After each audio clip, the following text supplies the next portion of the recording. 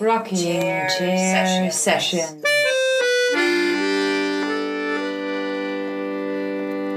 With Elisa Di Battista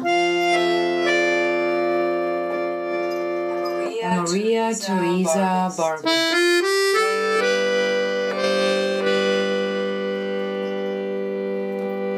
Hi everyone, and welcome to RCS Rocking Chair Sessions for volume 28 with our artist Sean Mick. Hello. But you have two names really, right? I do, yes. I work as Sean Mick down here in Miami, but at home it's my given name, Sean McCabe. Where is home, if you want to Boston and Provincetown, Massachusetts. I kind of split time. I don't do as much time as I used to in either place, but both are considered home for different reasons. Where were you born? Right outside of Boston in Newton, Massachusetts, but I kind of moved around when I was young, and I would say I grew up right outside of Portland, Maine. But as soon as I hit, end of high school, I went to college in Boston, and I never returned. Mm-hmm. I still have friends and get up there, but that's no longer home. So Boston was really kind of the city where you grew up, like into an adult. And I would say that was equally as formative as being, when you're a kid, you kind of don't really know which way is north, but as you become your own person and you're away from your family influence and you can become and do kind of whatever you want within reason. Or not, right? And there's been, bouts of both. I would say, Boston has more of an influence on me. I identify with being from Boston, but my story is a little complicated with all the different locations. I even lived in Florida, but on the other coast, in Clearwater for about a year and a half.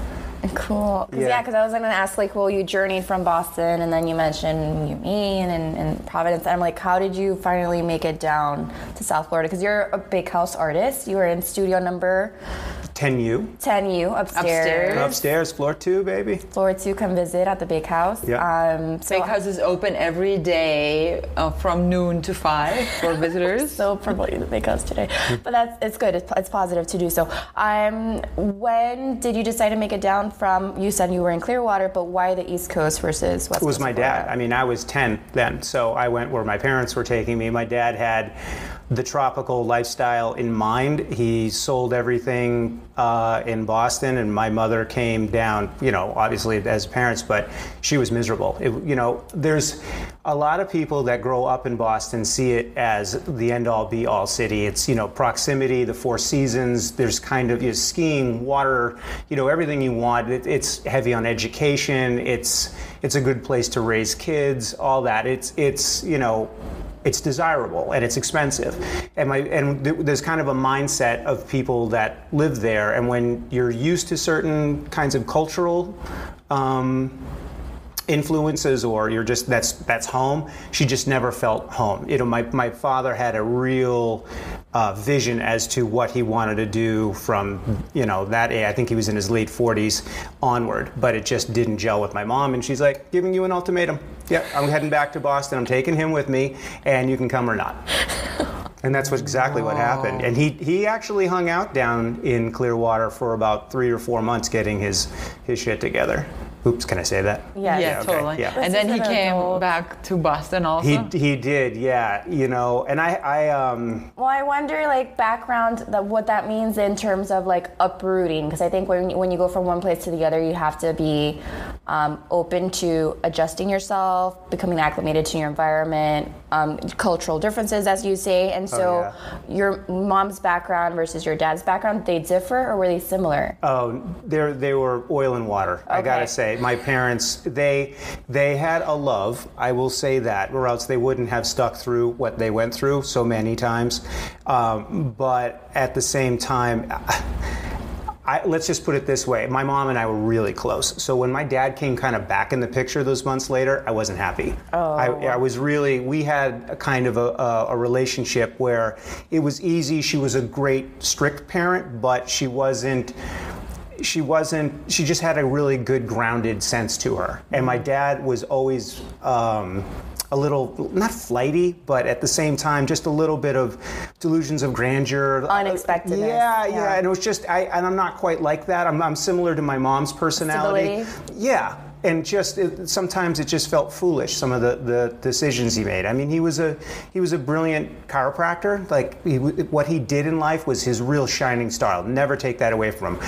But he and I were not exactly eye to eye. So when he came back, and then so when he came back to Newton or Boston, he said, well, I want to start over again with the family, but let's take it out, because Boston had a lot of history too. Let's try someplace else, and Maine ended up being it, and he was like really successful up there, because it was always much more. Chiropractor is voodoo to, or at least back, especially in the 80s, to the medical industry. It's looked down upon. I mean, it just has a different angle in medical practice, and Portland is much more homeopathy, much more organic. And it was very receptive. And he was great. He was a really wonderful doctor. I miss his adjustments. He's been passed now for about 14 years. Oh. So, yeah. But I mean, I miss him in general, but that comes with it. I'll always say that he was really gifted. Mm-hmm. But in other areas, less so. But smart people can be that way. Yeah. They're like great at their vocation, but the common sense stuff, you can't even buy it. No, I just love the oil and water. It's so visual to me, the description you made, because I'm thinking you do have these two different directions you go in. Like oil and water. Because they're quite different in what they look like. But I'm quite interested in the inspirations for the ones that we have in the preview and the work you're doing now. And just to describe it a little bit to our listeners, so the work that you saw in the preview, this very, very clear lines, very geometric color field, a hard edge, also with tape and very, very controlled paintings are the Sean Mick paintings. And then the Sean McKay paintings are actually, they're much looser. They are landscape paintings from the area, from the port up in Provincetown. They're all Provincetown, yeah. They're like with boats and water, very impressionistic, a lot of paint. Yeah, heavy impasto. Heavy texture, and acrylic, right? Or no, is that that's oil. That's oil. Yeah. And down here is the acrylic and flash, which is water-based. Yeah. So if you know Sean Mick's paintings, you definitely do not know Sean McKay's paintings. So it's like really like oil and water too. I like that. Right. Yes, I mean, and that's why I when I first got down here in January, just before taking residency here in the Bakehouse, I stripped my hair blonde. When it was my gallerist sort of idea in Provincetown, when I showed him the body of work, he's like, I love it. I can't do anything with it. You're known for what you do with the oil work. It's almost like you're two people. And I'm like, that's not a bad idea. Why not become somebody else? Who doesn't want to do that once in a while? So when I came down here, I remember I'd had a brunch with my mother-in-law and my husband, and it was like bottomless mimosas, and I'm like, we're doing this, and he's like, you're crazy. You're not stripping your hair, and I'm like, yeah, no, we are, and we did it that night. And it looks great. And I loved thought that was your natural hair. I know a lot of people. Gusto upstairs said that too. He goes, your hair, it got so much lighter. I'm like, it's from a bottle, right? And he's like, no, I just thought you were dirty blonde. Yeah, totally, same. And my husband does it. Because, I'm like, we use like a 40 developer and a bleach powder, and then he does it, but we've got it down just to the way we want it, or I want it anyway. Well, it's transformation from, I feel like, very impressionistic almost to the more minimal / contemporary. I wonder, do you have, what's your background in that you were able to shift and do both? Like, what did you do when you first started? I have a background in graphic design, so it being very graphical in structure. Beautiful.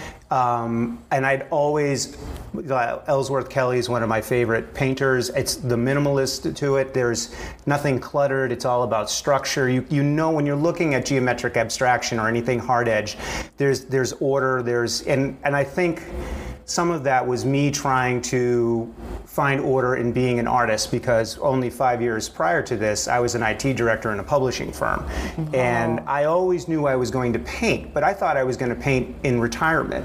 And it just kept calling to me when I got out. It's not like I didn't have anything to do. It's not to be trivialized, but it was like I didn't know that I was ready, but I started. And I think when you start, and especially at a later age, I'm 47 now, I think you need to declutter, what's important, what do I want to get out there, and the geometric form to me and the flat and all that just really, really appealed to me. It wasn't that. I mean, there's all these artists I'm sensitive about overstudying art history because I want to at least, even if something starts to look like another artist's body of work, I want to know that I got there on my own. It's fine to be, inspired, but I know other people, not necessarily in fine arts, but they study and study and study writers and composers, and all of their work sounds very, regurgitated from there. I mean, it's obvious that it came from there. I never wanted to be obvious with it. So it took me a good while in all of this time to develop it. That's why I didn't, when Sean McCabe, I hate to say it like that, but what was painting, all of this was gestating in the back of my mind, but I couldn't quite figure out the aesthetic, the point of view, which I find, really, that's where the art comes from. And, I just I'm not doing this until I'm ready, at least to start. I mean, it's good to just start and make mistakes and fail, but I didn't even know where to begin. And it was more of your traditional overview. You start with the landscapes and the traditional, yes. the observational, yes. and then you were kind of I feel like you say you were just gestating. You were just observing, right. And just intaking and conceptually starting to create in your mind ideas of different things you might want to. Yeah, and I think when I first started, I did near photorealism, not quite. I wasn't that good, like Robert Estes or something, but it was a lot tighter. But I wanted to know the rules before I could start to break them, so I assigned myself like I was almost in my own class or college course, and I did a whole big series on master paintings, the close-ups of portraits. But I blocked out the faces using pixelation, and I did it all by hand, and I tried to get, the backgrounds of the Mona Lisa or, Son of Man, having the wispy clouds and being blown up. I cropped them really, really tight, and how to translate that. And it was a great exercise to learn, viscosity of paint, what kind of paintbrushes do what, how you can smudge, what you can do with your fingers and all that. I mean, I really got into it, and I ended up doing about 15 of those. I had a couple shows in Boston with a curator friend of mine named Brian Patrick Adams, who's a friend, but also really, he gave me a push as to you're doing it. Go on. Let's keep moving with that. So that was the start. That was 5 years ago? Yeah, about 5. Mm-hmm. Yeah, and then I'm like, okay, I've done this to the point where it actually gives me anxiety. Being too realistic, it's getting in there really close with the little brush and all that, and I just started this is freaking me out. I needed to loosen up, and it was. I had a trip to Maine, and I started painting. I just looked at it where I was. I had taken a photograph earlier, and I was just staring at it. I'm like, I'm going to color block this in my mind, and I did it, and I laid it out, and it was just that's what I've been looking for. This is the path of how I want to paint that way. Now, that said, Sean Mick's stuff is the complete opposite process. It is laid out. I can paint fairly quickly with a palette knife and pasto, and I scratch with the graffiti and all that. But the Sean Mick stuff is 100 color studies. The structure is thought out in a certain way. The process being done with masks and all of that, a complete 180 from the other work. And goes more towards your background in graphic design. Mm-hmm. Yeah, the control and the layering and the... Yeah, it'd be easy to do these in Illustrator and press print, right? But the idea is that I'm the printer in when I first started doing this, and this would, it also would facilitate to silk screening, which I know how to do as well, and a little of that. It's very close in my process to sandblasting, like what they do tombstones. They put masks on and they blast and they pull it off and things like that. But I wanted to how can I make this as mechanical as possible? to make the pieces, instead of just like designing it there and then hitting print, and like, because anyone can make a Z clay, and I'm sure they're archival and beautiful, but there's not a lot of you in there, like the craft part. Like you got your fingers covered in magenta You like paint. the process. You like the actual step-by-step incorporation of your hand. But it's great to go back and forth too, like that organic painting with a palette knife, and then I've done a few of those, and then I go to the other one. They play off each other wonderfully, so it keeps my brain stimulated that way. Mm-hmm. It's like two sides of a coin. I can see that, and I think also both methods influence each other again, right? The very loose, very very painterly with oil, kind of freestyle, and then you're still holding on to the paint for a reason, right? In the very controlled paintings. I mean, there is like this. I mean, the collection is, I guess, the paint and how you move it around, right? Mm-hmm. Yeah, completely different use. They feel like two different instruments, depending on who I am, or which body of work I'm working on. They're completely. They don't feel anything. Well, they are different tools, because I used to be brush, but now it's just palette knife. And I wish I had started with that. I love the feel of it. I love the creamy texture, the way it pushes across canvas. It's just, that's where I'm at for that kind of. Impasto style painting. Where did you start to paint, or where did your inspiration first come to be like expressing yourself creatively, like starting from like who in your family like when was you were like little, was it a grandparents or I started drawing when I was 3. You did? Yeah, and I've always been creative. Drawing was my thing. I still have a few of them. I have like a flat of them in my attic in Boston.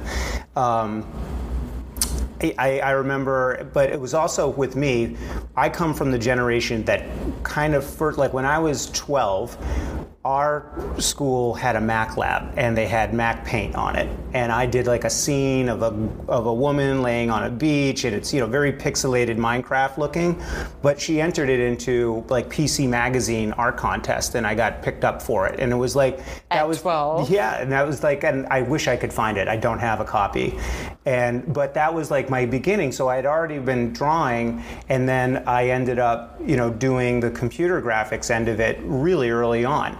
And also, I went through Northeastern University's Art and Architecture program. That was its first iteration of any sort of arts program. We were like the first batch in late 80s. And we also, it's a pretty wealthy private institution. They have a lot of money, or at least they did at the time, I'm sure they still do, to build beautiful labs. So we came from the days, especially in design, because that was my major, from paste up, using a waxer and a burnisher and a roller and all that, and doing paste up, to within our sophomore to middler year, we were a 5-year school at the time, going to pure computer to printer. So I saw this kind of segue in education from traditional fine arts to graphic arts through computers or desktops systems. So, and then, that all up until then, I was still drawing and all that. And then once I got out of school, I ended up working in the commercial arts for almost 6 or 7 years. They used to be called service bureaus. I don't know if they have them anymore, but it used to output from many, many different kinds of file formats to film, because before there was PDFs, that you had to do 4-color separations. You have to check densities on those things. You have to check your screen lines for each of the CMYK, subtractive color, all of this stuff. So I had all this kind of technical knowledge. Yes, and this technical knowledge you're talking about, I'm just picturing you working in your studio upstairs, because when I've peeked in, I've seen you that you do the step-by-step, you do the separation, you do... So I don't know any other way. This is stuff you still put into use. But then all that experience led me to publishing, whereas I could, a lot of the designers were maybe missed that they got thrown into the world of desktop publishing and didn't know that you can't give an image in RGB and expect it to come out CMYK. There's shifts in color, there's all kinds of technical data. I knew that, so I would take 1,200 page books, and I would QC the whole thing. Like I'd rebuild it whenever, not their design and layout, but I would make them technically so what you see is what you're going to get, even with or without a proof. Because we used to have things called proofs too. They would actually make physical proofs of colors, and or of pages. So that's how I became an IT director. I kind of left. Was my cutoff, like mid '90s. Yeah, about mid '90s. I left doing more of like hands-on creative crafty desktop or output, and then just became completely all about networks and mail and all the time IT guy. No matter where I traveled, I had to bring a laptop. No matter what day it was, I had to check in because I was the man. But how did that happen? You just trained yourself? Yep. Or I was IT. People go to school for this, and I taught. You didn't go because you didn't. That's nope. what I was thinking. I was like, nope. What did you go? I thought you would go to like an IT school or something. No, didn't take computer science. I taught myself real low level because Mac OS changed during my tenure too. So it used to be OS 9, and then when OS 10 came out, they not only changed like how it all of a sudden now floated on Unix.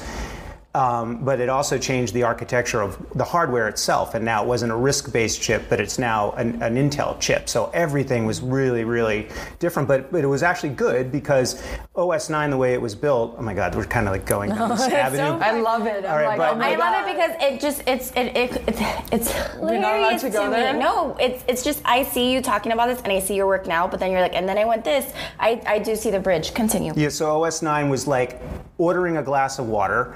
But the OS had to go get the glass on the 6th floor. The water thing was on the basement, and then you were delivering it to the 2nd floor, and that's where the ice was too.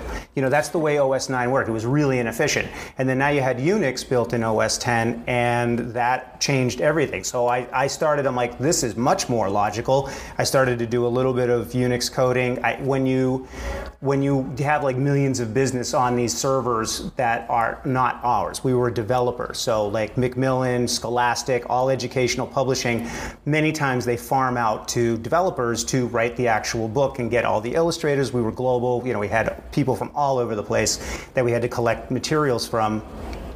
And you had to back that stuff up because not only contractually were we bound to it, but we gotta get everybody needs to work, and people delete files and kind of don't know what they're doing or working off the server when you're supposed to be local. And I had to learn how to write like rsync scripts and things that would send all the data gigs and gigs a day to an offsite farm that would also duplicate it in the same format and the same kind of hardware. So if something cataclysmic happened, I could drive out, pop out a drive, throw in another one in, let the RAID rebuild it, come back, pop that in, and boom, an hour later everyone's back to work. It was like none of the background that I had, but I had to learn it. But you're always self-teaching, and that happened. Didn't you have a machine upstairs and then it got jammed and then you were learning how to use it? And so there's always, it's full circle. You're always retraining yourself how to do whatever it is you need or want to do, which I think is admirable because not a lot of people go out and, you get what I'm saying? Yeah, but it's also like as a 12-year-old, he was already working on the computer to make like a painting that ended up in a magazine. So it's kind of like, like for you, a computer was basically already a tool that it was a pencil. You just knew how to work with it, and also I think. For kids now who start programming with the iPads at the age of, I don't know. It's just like not, it's I know they should have far. drawing classes so people know classical arts too, though, because ironically now I only sketch really within a computer program. Yeah. Like whether it's 3D, I use Cinema 4D or Lightwave, or Photoshop and Illustrator. That's all I really need to get, because I can kind of just do key commands and not even really look at the menus, that kind of thing. And I'm like, can I still draw an apple well? I don't know. I should probably try that. But and then I think about these things with kids, right? Do they know how to like see things? Because you have to see it. The screen is one focal length, right? But looking at things in physical 3D space, you have to teach your brain that. That's the thing you bring to the focal point of a screen. Yeah. That's the important part of observing. So I should probably sketch once in a while. We're gonna have figure drawing classes soon. Oh, actually, Provincetown, they did that too. When you're a member of the museum, there was $10. I did do a couple, so maybe it wasn't so long ago. But it's important. It's to kind of keep muscle memory. But what made you decide to leave the IT behind? Yeah. Because They sold. And I have an incredibly supportive husband. He's like, go back to what you want to do. You know, you're creative. You haven't had a chance to really. You've either been in commercial art or publishing. Why don't you give your own self a little bit of time to develop Awesome. and then whatever happens, if you end up wanting to become a chef or if you just want to greet people at Target, whatever you want to do, you know. And I you know, all of this, you know. Mediocre of success or just the ability to do this comes from his support. I mean, and because it gave me every day to do this, and it's, you know, I don't see it as a job, it's a passion, but it's a rarity that anyone really gets gifted like this to be able to do it. I mean, I did okay in IT, but I wouldn't be able to keep going to this degree, and I sell. And that's wonderful, but credit where credit's due. I mean, to have someone believe in you and all that, but it was, yes, yeah. But I figured it came at a good point. We were ready for like the next thing because we had Provincetown a while, and then kind of we started visiting friends from P-Town in Miami, and then like all these things started to click. And I said, you know, I'm sketching out loud here, but what do you think? And he's like, I'm in, because he had never lived outside of Boston. Oh wow! So it was that same experience? Yeah, a real tight-knit Italian family, and I'm like, you could use to get away for a little while. We love them all, but at the same time, and he's like, yeah, and for what he does. He works in HR. As long as there's a full functioning airport, he's pretty good. I mean, he takes like 5 to 6 flights a week. Yeah, I don't see him Monday through Friday very much. We catch up weekends, which is also a marriage saver. Just saying, it's nice. A little bit of you time and us time.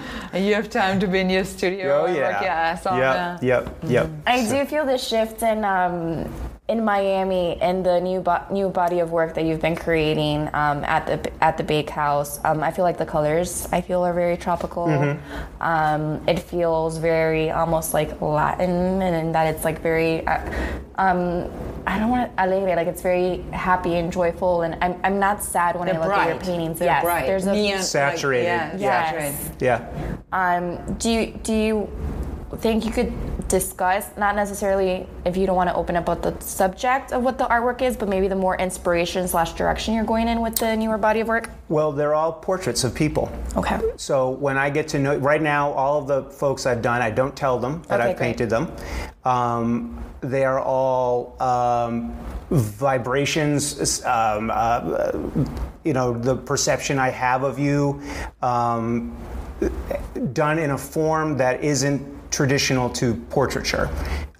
When looking at geometric abstraction or abstraction in general, I think a lot of it is, you know, all artists come from some point of view, right? But at the same time, without them there explaining it, you just looking at it without a little, you know, plaque up saying what it's about or what it's historically important or something like that. It's left to you to try and determine it. It's the same for me, because someone looking at that's not going to be like, oh, that's Ed. He looks great in that painting. You know, no one's going to know that person, but that's where it comes from, and that's the source. And like I said, I think earlier, I do about 100 color studies to get it just right. I use, you know, like pink equals girl. I use some of the color trope. The moire-ish patterns of overlay that I kind of interpret as your internal, because we're all so complex. I often play with kind of a 2.5D, like it could be 3D if you look at it one way, or it's just flat the other way. For an inside and an outside, because people are that way. You know, I know how I am on the inside and some of the things that I harbor, but it's not necessarily or is something that I want to have on the external, right? So I see it that way. And then there's the framing itself, which is of a color, or it's the birch panel itself.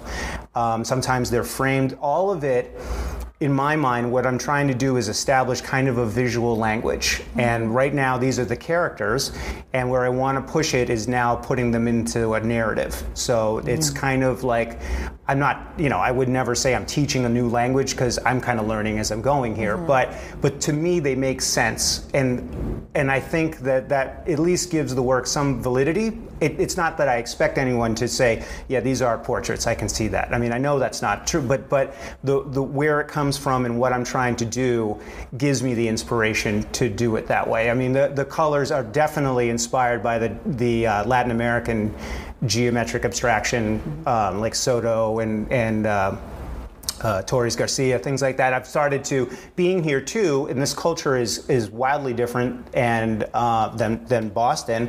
I'm like, what makes art tick here? What is the influence, and what are not only buyers, but what's the vibe here? Because it's. This whole Art Basel and Art Week thing is its own juggernaut, but then when that goes, what's here? Year-round, yeah. Exactly, and then so a little of that is creeping its way in too. Artists like you, Sean. Artists like you are now here year-round. We're happy that you're here now year-round. I was thinking, they look like rib cages to me. The description of those waves look like rib cages, like the actual shell of the human, and then the energy is like the colors that you use on the inside or the outside. It feels like like when you see somebody, sometimes you feel they have an aura. Am I a witch? Yes, that's a that's what I imagine. Like, yeah, I'm also thinking your father was a chiropractor. I'm thinking also what he would have, what he would have. Had I been able to explain it to him, he probably would have been like, these are the things that I adjust that you can't see. Right? That's kind of like what's also interesting when you talk about energy and like the physical body, but then also how much of our psychology is then imprinted on our physical body, right? And changes the physical body, like memories or grief or all environment, everything. How you kind of went through your childhood. You can see it, like if someone has an eye for it, you can see it in the body. That's where it gets stored. That's very true. So I'm really excited to make that connection. Yeah, and a lot of these don't all come from, it's not like I just paint a happy portrait. Some of these are, there's negativity in it for sure. People let you down in life. There's ups and downs. There's, you repair or you let go, or, some people are toxic. Some people are just what you need. Soulmates, enemies, all of that. There's bits and pieces and all, because we're so complex. And that's why geometric abstraction and not just hard edge appealed to me the most, because if I'm really to paint somebody in this like non-language of portraiture, then I needed to have a little bit more than just a basic shape. It needed to have a complexity, this webbing, the moire of it all, the overlap, because that's kind of really what we are. We're all these different things ingredients-wise. And then what comes out is, to me, it's the vibe, and this is my approximation, using my idea of what I think you would look like, or how I feel. Yeah. To me, they're also like visual geometric waves and undulations that are like the salt and vinegar to your water. You know what I mean? Because like your Provincetown are ocean and waves, and these are basically like almost like geometric ones. Like really, they're also, aren't they, Maria? Don't you think of that? Right? Like you make the connection with the water? Yes. There's a little boat in a lot of my paintings. That's me. The boat is me in those paintings, and the gay world of, it's like a giant gay cruise, Provincetown. It is. I mean, it is nonstop. That makes so much sense. All the time. It is. And I grew up more or less a straight kid. I came out at 27. I had wonderful girlfriends. I went and found them all, and I told them, even after I'd broken up for years. I just really wanted to do that because, I had some real loves in my life, but I couldn't just commit to it, right?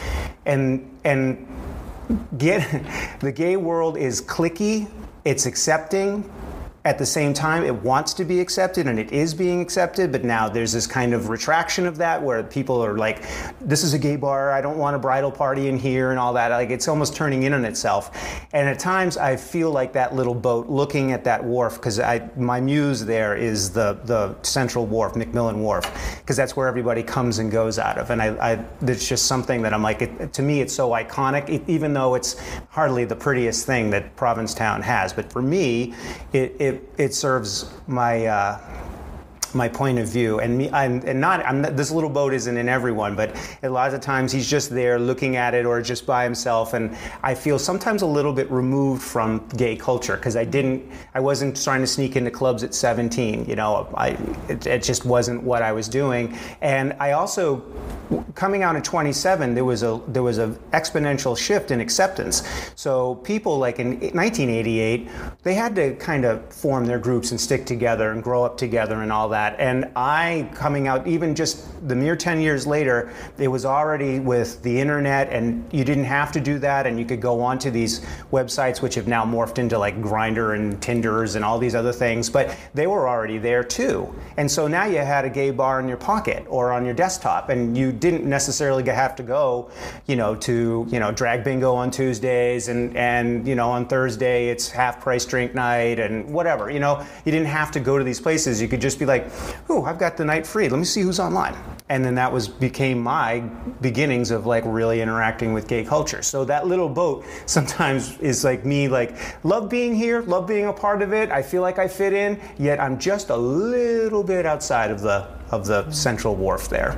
But I also see it as a duality you have between both of your genres, right? Like one is like you have this more controlled / formal body of work, which is very, I would classist, right? Classical, sort of. And then you have your more like open, just completely full of life, just like bursting it's like an energy burst almost, like they're kind of right, spectral almost. Yeah, and I would say so Miami's like a part of that because it's so culturally different. I touched on that, but we're really happy here.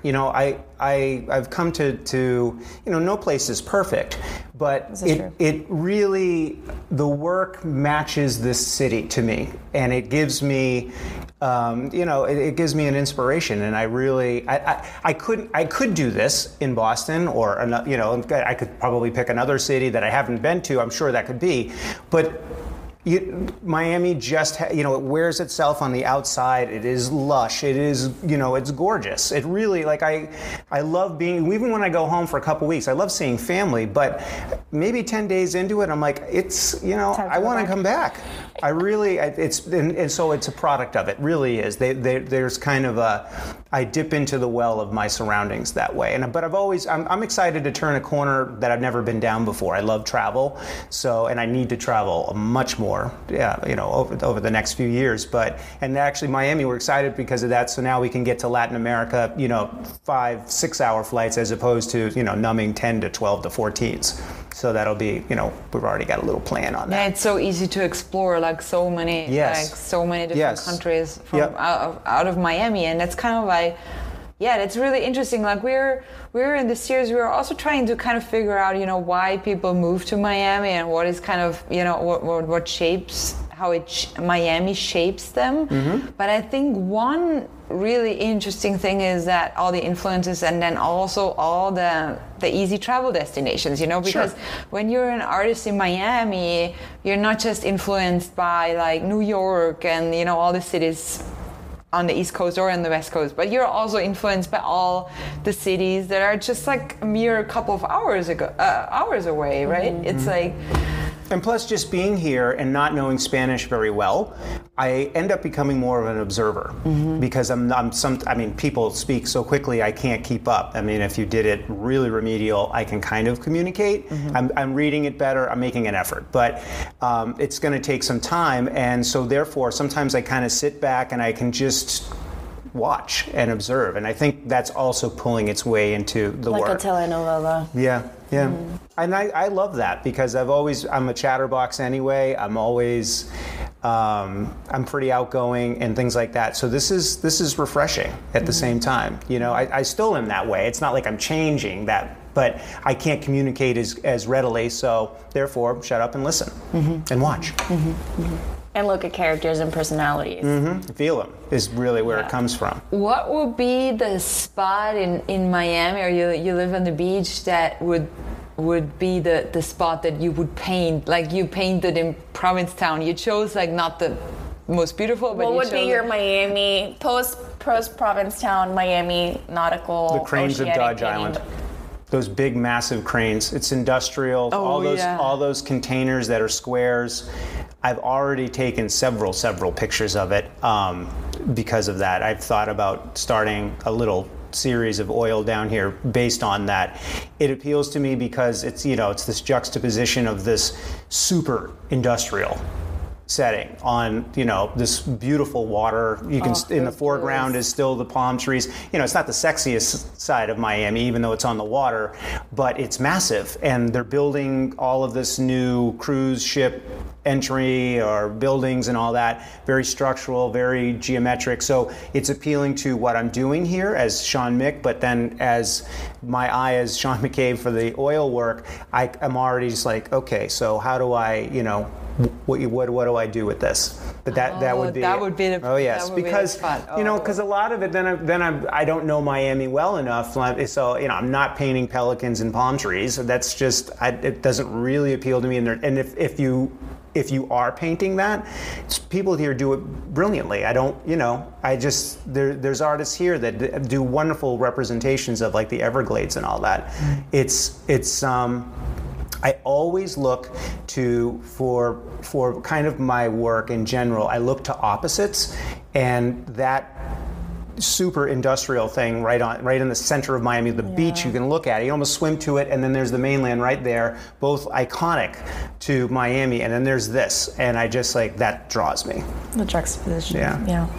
The industrial the wharf too. The wharf isn't the prettiest thing. You should see the streets of Provincetown. They're all clabbered, beautiful little streets. Everyone's a gardener, so it's wonderful, but it's not what I paint, because many people there do, but it's not really what inspires me. Mm-hmm. And any artist will, you have to be inspired, so that would be it. And that part is really I can see it from the Venetian Causeway when I bike over to the beach. Mm-hmm. And also, you can bike if you're feisty enough, the MacArthur Causeway, right? Oh. It's not recommended, but you can see them really clearly from there. I do roll my window down, and I have my phone hanging out, and I'm driving, and I'm trying not to crash, but I'm taking pictures, and I've gotten quite a few good ones. Yeah, those are amazing. Those are really cool.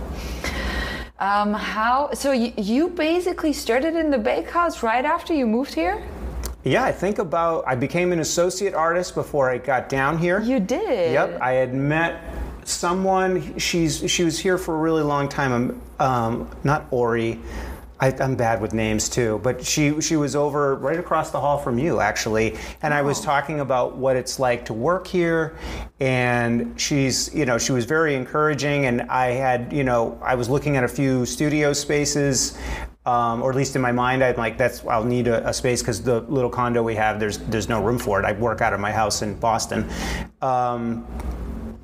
And I came here to talk about the facilities as an associate, but I found out you couldn't leave anything. Anything that I brought that day. Oh, you'd have to take with you. You've seen my studio. I have a lot of junk. Yes. There's stuff. What artist doesn't have? Every artist has got stuff. Yeah. You just can't bring it in, and I can't leave it in the car all the time. So I asked about it, and Uni showed me upstairs, and she's like, we need to see a little bit of work, and that was that. And I came in a month after, because I'm like, there's no way I can just do, I use it, of course, but I'm like, where am I going to go? And in that month, I started looking downtown. There was a couple of studios that were adequate, but it was the community here that I also wanted to plug in. I'm not from here, but it was also, artists need to take critique, and I love. Feedback. You used to be, you guys were all upstairs when I first started. We were all neighbors upstairs. And I just loved bouncing stuff off you guys just to see where you're at. It's nice to know where north is sometimes when you're working, because you can get kind of a little too close. Mm-hmm. And I wanted that, because I hadn't worked like that yet. So before, the studios in Boston and Provincetown were always in your house? No, silk screening I did out of Liz Shepard's studio. She's a brilliant silk screener, and they have big presses, litho, and I was doing a T-shirt series. I have this kind of graphic, repetitive thing, and each one of them is unique. Whereas I pull the ink. Most things are edition based. Again, opposites. I always wanted to approach it as paintings, so I would put on the ink in different ways and different combinations each and every shirt. So you can get the same color shirt and the same design, but each of the ink pulls were different. Oh, Maria learned how to print this year, so she understands exactly what you're talking about. Yeah, and I love screen printing, and I wish we had it here, and I'd love to help, organize something into that at some point. But that would be exciting. Yeah. Yeah, we were talking with Barbara Bolini about this because she had the silkscreen studio. She made our RCS tote bags, advertisement, and she was at the Made in the Citadel and just left that studio. So she was. We wanted to put you guys in touch. I would love to talk, because I mean, really, you can go on eBay and buy used. It's not a complicated process. I mean, it really, there's many ways to do it, but I mean, everyone likes the photographic style. So you need a UV bed in a dark room to cool it and then wash it down after it's dry and all that. You need a power washer, slop screen, same. But the inks and all that, your screens, that's all you. It can take up room if people are leaving 20 screens up, but you're just going to have to, I would love to have it here because I miss it, and I've got a little body of work that I've been sketching that I'd love to pursue, but I really don't even, and I don't know where I can really go here. And it's another branch of your graphic design, I feel, as well. Yes, and I think it would be a great addition to the bakehouse as well, because we have like so many facilities that are being like now, really amped up and used, like the dark room and the ceramics room, and it would be great to have that. And I feel like it would also be for the bakehouse a good. Also money-wise, and plus so much street art and pop art, and it seems like down here it would be a natural fit. I was kind of surprised, and I've Googled around. You guys could probably tell me where I could go to actually do it, but there's really not like some large facility anywhere, and that shocked me. That's why Barbara was also setting it up herself, but it was like, so you guys have to talk. Yeah, I mean, and I'd love to do some wheat pasting, things like that are like, it's borrowing from that, but it's a little street art, it's non-destructive. About wheat paste, because I want to. I love. I mean, and that's you should be able to bang that out. You can do how I use my masking. I can do that. That's like Fliskit style silk screening, but putting that down. And so you could do it, but it's the mess that comes with it. The ink goes everywhere, and I'm a slob with stuff like that. I really am. I mean, I'm not crafty. I'm not neat. You can't tell from your paintings. I know, exactly. It's the salt and vinegar. I love it. It's like you can't really tell because you look so clean and pristine. And that's on purpose. And it's also, that's a little bit for me and get it in control here. You should be able to work in a way that's tighter than just getting ink everywhere and oil paint everywhere. It's a little bit of discipline, that work. And sometimes a little frustrating, but because I want to make a mess. All right, we are coming to the end of the interview already. Time just flies by, but we wanted to give you also the opportunity, if there's anything coming up for you, if you have any. Oh, thank you. I actually don't have anything right now. I just went through a summer of getting Sean Mick's work out in Santa Monica. I got into a New York show in Chelsea, but I'm back to just. You had like shows all over the place. I feel like you were traveling to openings like every other week. It was crazy. Yeah, it was a real big bump quickly, and I was kind of all over the place. But now back and working on more. Nice. Yeah, which is good. I liked that. I liked knowing it was kind of like having midterm or finals, and then like, okay, this is going here, that's going there. I need to finish that. That needs it, and then I have to paint for my season coming up in Provincetown, because it's oil and it's impasto. It takes a really long time to dry. So sometimes my gallery has gotten some wet paintings, so let's not, and Howard doesn't love that, so I'm going to be painting when I go back for the holidays. I'm really only going to be there in total 3 weeks, but I'm going to try and do a lot of my body of work for the season coming up, which really kicks in like June there. So.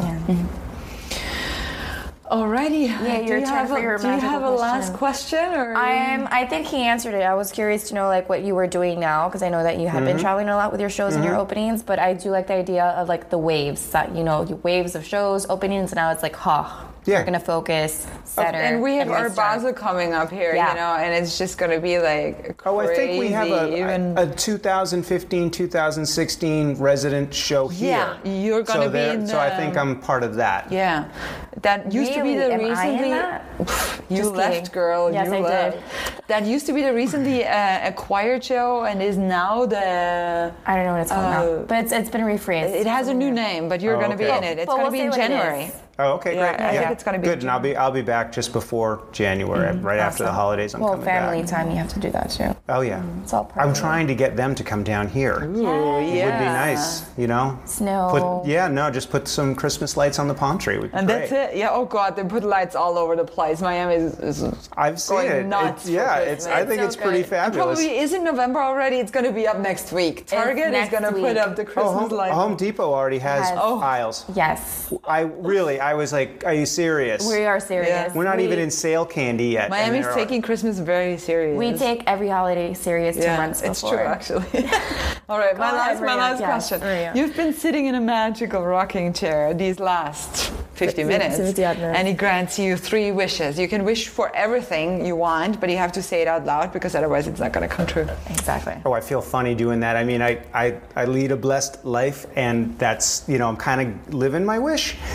But I wish, happy and health for everyone. I mean, that's paramount. Health is wealth.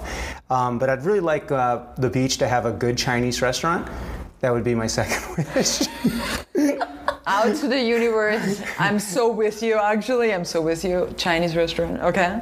Oh, I have one more. On the spot, wish. I might have one, but I'll say it after because I don't want you to. have a wish? Maybe. I might have. I'll give you my wish. I might have wish. No. I might have wish number 2 for you, your answer. But go to number 3. There's one here in Wynwood that I just had actually before here. It's wonderful. Okay. But the beach, it's a whole other, I don't even know what's going on there. Okay. I was going into the interview. I didn't want to talk politics, but I mean, it is so sad right now to me. I mean, for a lot of, I was just thinking the other day, is there one creative that's on the side of the administration? I mean, who's a champion? Who's supporting any of this? And it's tiresome. I love news. It's the first thing I do every day is I read world news, and I find myself avoiding it.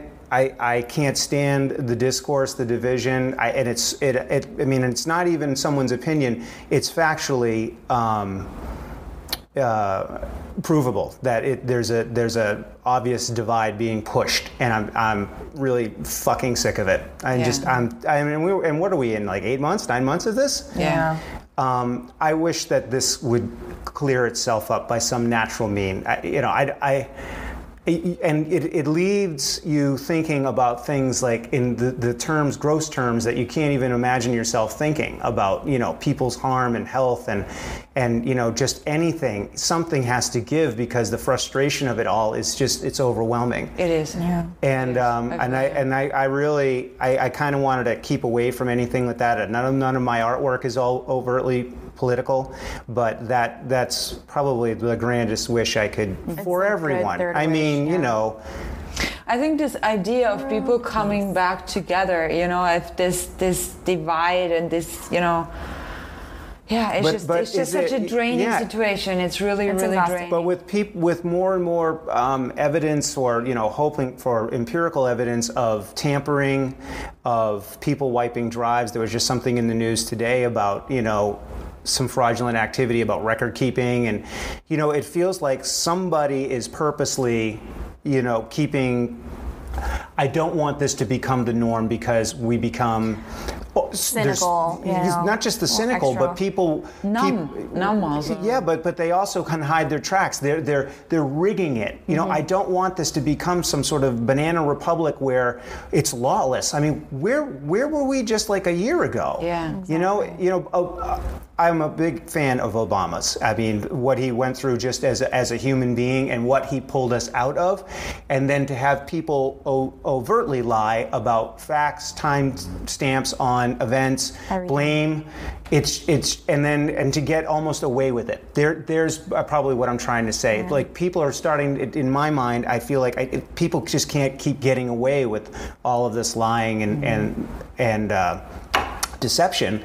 And that's something I wish we would go back. I mean, politics is dirty. I'm not saying it's not, but there's a civility that is completely missing, and the rhetoric is getting people fired up and giving a voice to people that, I mean, hey, I'm all about free speech, but you're not free of the consequences of what you say. Yeah. And that's you know, it's just, we're seeing it daily. It's that constant pounding that I can't, like, it's every single day. If you're plugged in. And then now I'm finding myself unplugging, and then I talk to some of the people in my family who are less politically inclined, and they're a little bit hazy on the facts, and then I feel like I jump down their throat because I want them to know all this and take it seriously, and midterms, and all of that. Yeah, you're not the first artist to come in here, and it's a very important wish, I think, for sure. Yeah, I just, you know, and I think there's some that are advocating for that reality. You're here, you're wishing this, so you're one of the people advocating for this, and there's others out there. We just have to voice and you know what, when we went into Iraq too there, I went with my best friend from high school. We took a red-eye train down to DC. We marched. You know, sometimes liberal democratic organizations or mass protest can be somewhat fractured. You know, one set of group was for something. I mean, I thought we were there specifically for, you know, not going into Iraq again, for not having the right evidence, for not having the right reasons, and not just some knee-jerk reaction to terrorism. But it was somewhat, so from that I'm thinking, you know, the more conservative and or the birth of a ultra conservative, for lack of a better term, the Tea Party kind of mentality, they are laser focused, and that's really where, like, a lot of this liberal pushback, because I mean it is half the country that doesn't agree, if not more. I mean, I think, and more people voted for Hillary than, you know, but we have these like the Electoral College is in the way of these things. It's supposed to be so people that are unfit don't really serve, but that didn't really happen. So I want to see that also get locked down. We need to eye on the prize. Yeah. Things for progress versus against it. Yes. Yay, thank you for coming, Sean. Thank you. I'm honored to be a part of this. I really appreciate it. We're glad to have you as a Miamian and South Florida artist. I'm glad to be here. Yes. I am. And thank you so much to our listeners for tuning in again to Rocking Chair Sessions. We're going to be back on Monday next week with Jenny Larson. For volume 29. Wow, it's gone by fast. Alrighty, guys. Good night, everybody. Bye. Thank you, Sean. Bye. Thank you.